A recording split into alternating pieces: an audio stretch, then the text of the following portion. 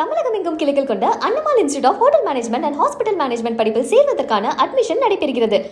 மதுரை மாநகராட்சி சொத்து வரி முறைகேடு தொடர்பாக மேலும் 4 ஊழியர்களை பணியிடை நீக்கம் செய்து மாநகராட்சி ஆணையாளர் சித்ரா விஜயன் உத்தரவிட்டுள்ளார். இதுகுறித்த கூடுதல் விவரங்களை செய்தியாளர் ஹரிகிருஷ்ணன் வழங்க கேட்கலாம்.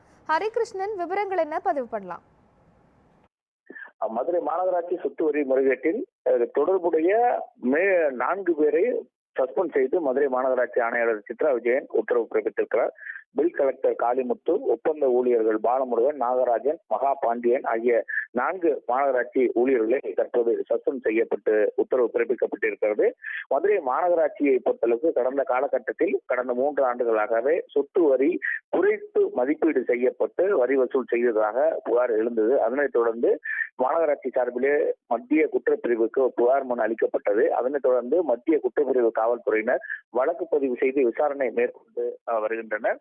இதில் முதல் கட்டமாக 8 பேரை கைது செய்து சிறையில் அடைத்திருக்கிறார்கள். இந்த விவகாரத்தில் தொடர்புடைய நேரடியாக தொடர்புடைய 8 பேர் கைது செய்யப்பட்டு சிறையில் அடைக்கப்பட்டிருக்கிறார்கள். இந்த சூழ்நிலையில் தற்போது அதுக்கு தொடர்புடைய அனைவரையும் விசாரணை வளையத்திற்குள் கொண்டு வரப்பட்டு விசாரணை நடத்தப்பட்டு வருகிறது. ஒட்டுமொத்தமாக இந்த ஊழலில் தொடர்புடைய 55 பேரை மத்திய குற்றப்பிரிவு காவல்துறையினர் விசாரணை வளையத்திற்குள் கொண்டு வந்து விசாரணை நடத்தி வருகிறார்கள். இந்த விவகாரத்தில் தற்போது ஏற்கனவே 12 பேர் சஸ்பெண்ட் செய்யப்பட்டிருக்கிறார்கள். மாநகராட்சியுடைய உதவி ஆணையாளர் முதல் கடைநிலை ஊழியர்கள் வரை இதில் தொடர்புடையவருடைய ஆதாரங்களுடன் அவர்களை மாநகராட்சி ஆணையாளர் ஒன்றன் பின் ஒன்றாக சஸ்பெண்ட் செய்து வருகிறார். இதுவரை 12 பேர் சஸ்பெண்ட் செய்யப்பட்டிருக்கிறார்கள். இந்த நிலையில் தான் கூடுதலாக நேற்று 4 பேரை சஸ்பெண்ட் செய்து உத்தரவானது பிறப்பிக்கப்பட்டிருக்கிறது. நான் முன்னதாக கூறியது போல பில் கலெக்டர் காளிமுத்து, ஒப்பந்த ஊழியர்கள் பாலமுருகன், நாகராஜன், மகா பாண்டியன் ஆகிய 4 பேர் சஸ்பெண்ட் செய்யப்பட்டிருக்கிறார்கள். இதனையடுத்து மதுரை மாநகராட்சி சொத்து வரி முறைகேட்டில் சஸ்பெண்ட் செய்யப்பட்டவரின் எண்ணிக்கை 16ஆக உயர்ந்திருக்கிறது. தொடர்ந்து இந்த விவகாரத்தில் ஈடுபட்ட அனைவரையும் பணியிடை நீக்கம் செய்ய நடவடிக்கை எடுக்கப்பட்டு வருவதாக ஆணையாளர் தரப்பில் தெரிவிக்கப்பட்டிருக்கிறது. ஒரு விரிவான விசாரணை என்பது காவல்துறை தரப்பில் நடைபெற்றுக் கொண்டிருக்கிறது. குற்றத்தில் தொடர்புடையவர்கள் நேரடியாக தொடர்புடையவர்கள் கைது செய்யப்பட்டு அவர்கள் சிறைக்கு அனுப்பி வைக்கப்படுகிறார்கள். அதே நேரத்தில் இந்த குற்றத்துக்கு உடந்தையாக இருந்த அதை கண்காணிக்காமல் தவறிய அந்த குற்றத்தில் மறைமுகமாக ஈடுபட்ட கருதக்கூடிய 5 மண்டல தலைவர்கள் பதவியை ராஜினாமா செய்திருக்கிறார்கள். தமிழ்நாடு முதலமைச்சர் மு க ஸ்டாலின் உத்தரவின் பேரில் 5 மண்டல தலைவர்கள், 2 நிலைக்குழு தலைவர்கள் என 7 பேர் ராஜினாமா செய்திருக்கிறார்கள். அதனைத் தொடர்ந்து விரிவான விசாரணையானது நடைபெற்றுக் கொண்டிருக்கிறது. காவல்துறை ஒரு பக்கம் நடவடிக்கை எடுத்துக் கொண்டிருந்தார்கள். அதே நேரத்தில் இங்கு மாநகராட்சியிலே அதில் தொடர்புடையவர்களாக கருதப்படுவதையும் பணியிடை நீக்கம் செய்து உத்தரவானது பிறப்பிக்கப்பட்டு வருகிறது. தொடர்ந்து இந்த விவகாரம் தொடர்பாக மாநகராட்சி ஆணையாளர் சித்ரா விஜயன் நேரடியாக கவனம் செலுத்தி வருகிறார்.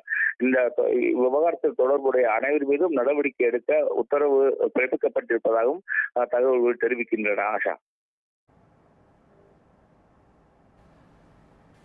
ஹரிகிருஷ்ணன், சொத்து வரி முறைகேடு தொடர்பா சிலர் கைது செய்யப்பட்டிருக்கிறார்கள். அந்த சொத்து வரி முறைகேடிற்கு மீண்டும் மறு ஆய்வு செய்யப்பட்டு முழுமையான வரிகள் வசூலிக்கப்படுமா? நிச்சயமாக இந்த சொத்து வரி முறைகேடு தொடர்பாக அதாவது முறைகேடு என்பது எப்படி நடைபெற்றிருக்கிறது என்று கேட்டால், ஒரு கட்டிடத்திற்கு 10 லட்சம் ரூபாய் வரி நிர்ணயம் செய்யப்படுகிறது என்பதால் இந்த குழுவினருடைய கட்டிட உரிமையாளர் அணுகி அந்த சொத்து வரியை குறைத்து மதிப்பிட கோரிக்கை வைக்கிறார்கள். அதன் அடிப்படையில ஏற்கனவே கணினியில் பதிவேற்றம் செய்யப்பட்டிருக்கிறது. அந்த வீட்டின் எண், சர்வே எண் உள்ளிட்டவைகள் அதில் பதிவேற்றம் செய்யப்பட்டு அவருக்கு இவ்வளவு ரூபாய் பணம் கட்ட வேண்டும் என அவர்களுக்கு பதிவேற்றம் செய்யப்பட்டிருக்கிறது. ஆனால் கணினியில் அந்த யூசர் நேம் பாஸ்வேர்டை பயன்படுத்தி உள்ளே சென்று அதில் திருத்தம் செய்யப்படுகிறது. அதிலே 10 லட்சம் ரூபாய் உதாரணமாக ஒரு கட்டிடத்துக்கு வரி என்பது நிர்ணயிக்கப்பட்டிருந்தால் அதிலே 1 லட்சம் ரூபாயாக மாற்றப்பட்டிருக்கிறது. மீதி அந்த சம்பந்தப்பட்டவர்களே இந்த செயலில் ஈடுபட்டவர்களுக்கு ஒரு தொகை அவர் கையிலே கொடுக்கப்பட்டிருக்கிறது. இதன் காரணமாகத்தான் இவ்வளவு முறைகேடுகள் இது நடந்திருக்கிறது.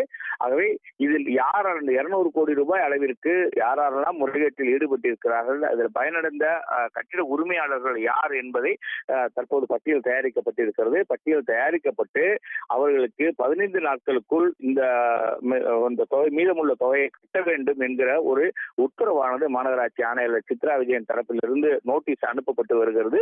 ஒவ்வொரு வார்டு வாரியாக மண்டலம் வாரியாக ஆய்வு செய்யப்பட்டு அதில் முறையீட்டில் பயனடைந்தவர்களை பட்டியல் தயார் செய்துதான் அவர்கள் அந்த தொகையை 200 கோடி ரூபாயை மீட்டு உருவாக்கம் செய்து அதை செய்வதற்காக இந்த நடவடிக்கை எடுக்கப்பட்டு வருவதாக தெரிவிக்கப்பட்டிருக்கிறது. தற்போது ஒவ்வொரு கட்டிட உரிமையாளர்களுக்கும் மாநகராட்சி தரப்பிலிருந்து நோட்டீஸ் அனுப்பக்கூடிய பணிகள் நடைபெற்றுக் கொண்டிருக்கிறது.